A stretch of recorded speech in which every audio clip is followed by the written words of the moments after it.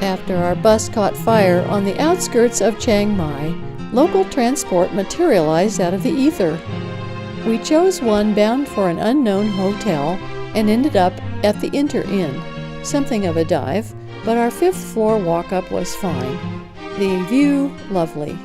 Plus, we had singing bulbuls outside the window. Across the alley was a great breakfast spot. In the lobby, we signed up for a trek through the hill country, leaving in 2 days. Chiang Mai is surrounded by mountains, thus relatively cool and dry.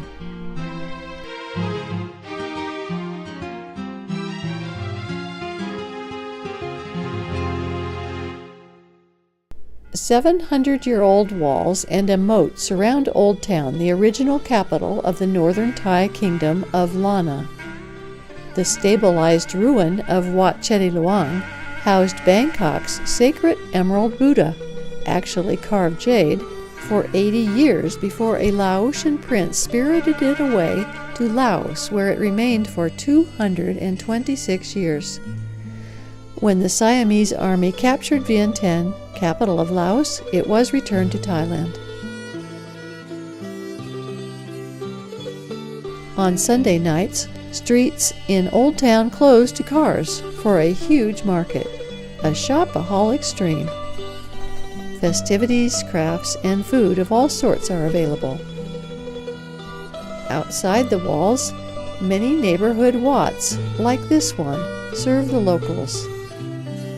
Guidebooks warn about the many offered treks, but we hadn't read the books, so off we set for our 3-day trek into the mountains near the Burmese border. We wanted to see how rural people live. The guides were fun, the trekking strenuous, and the hill people charming and savvy. On the drive-in, we stopped at a village kindergarten. The children get way too much candy on these occasions. The elephant ride portion was too short, but great fun.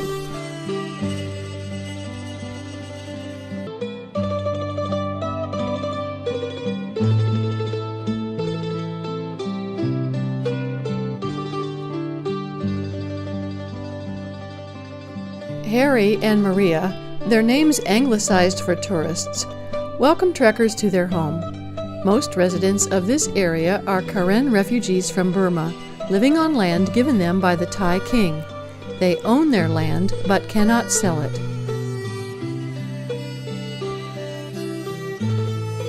Inside, the floors were hard. My short air pad was a lifesaver.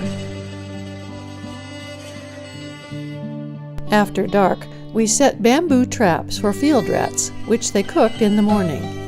They also taught us to start a fire with only bamboo, and more survival tips we promptly forgot. A few colorful birds flitted through the dry forest, but not many. Wildlife is scarce because natives traditionally shoot, trap, and net them for food. With birds scarce, butterflies are thriving. Hiked all next day to a second village. Our host roasted a pig while we sang songs with the villagers around a campfire. Next adventure, river rafting. What a surprise! No rubber raft. The trek experience wound down after a jolting ride through the mountains to a splendid waterfall with a chilly plunge pool below. All in all, a perfectly wonderful experience. Now we rent a car. This map shows what we managed to cover in 10 days. Driving British style on the left is a challenge, but if one doesn't make quick, unexpected moves, the locals compensate for beginners. In our peppy Honda, we climbed out of Chiang Mai to Wat Suthep before heading north. From there, it's easy to see what happens to air quality when farmers burn their fields. Follow the ceramic Naga up many stairs to the showy temple. It's hard to comprehend how many Wats there are in Thailand and how much wealth they represent.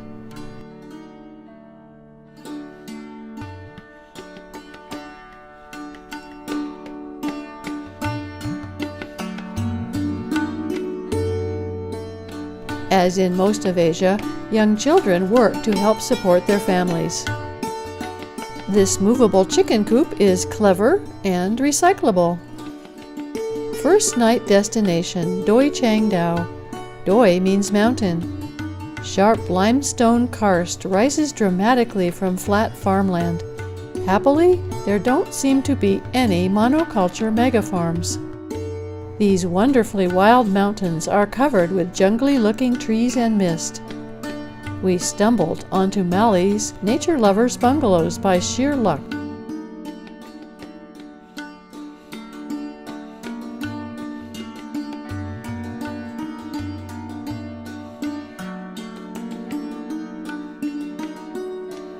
Away from big cities, life proceeds at a much slower pace. Hundreds of stairs lead to a small wat perched on a mountainside. A small grotto with shrine lies inside.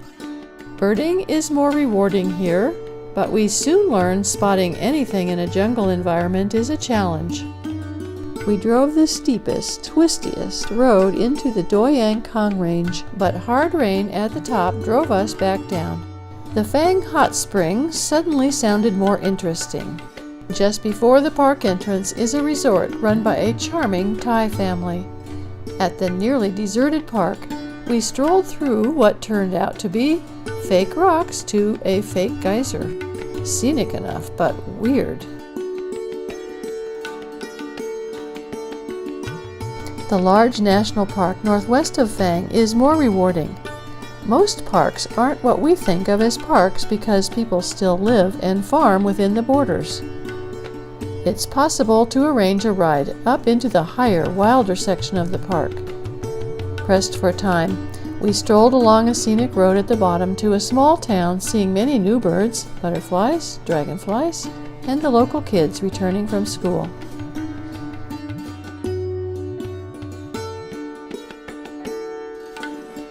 There are national parks galore in the north.